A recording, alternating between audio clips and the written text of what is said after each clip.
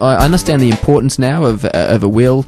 I understand the process and the collaborative process that I need to go through. Where do I start? Where does an individual start? Look, there's a couple of things you should do before you get going. And look, the important part of the estate planning process is the planning. The will document is just a document. The real hard work is at the start, the front end, where you're doing the planning. So my suggestion is you start by recording your overall objectives. So what am I hoping to achieve by undergoing this process? At the end of this process, what do I hope to have finalised?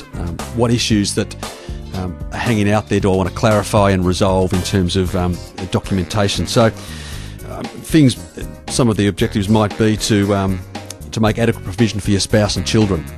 It seems obvious, but some people don't do that. It's a good place to start. Yep. One of your objectives might be to minimise taxation liability on inheritance down the track. Yes.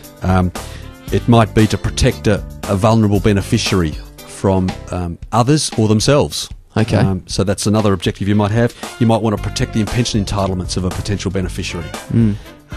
Succession of non-estate structures like trusts and superannuation, again, is an important objective that you might have. And some will makers have philanthropic or charitable objectives that they want to achieve as well. So how can I leave a lasting legacy over and above just gift to family? So as I said at the outset, really every estate plan is different. So it's a question of sitting down and working out what you want to achieve through the process at the outset, and then everything flows from there.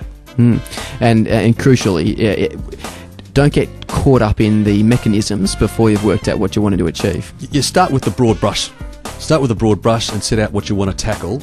And then as you think about that, as you get advice, you'll start to hone some of those objectives down to words, concepts, clauses, and by the end of the process, hopefully it'll all sit nicely in front of you, ready for signing. Exactly.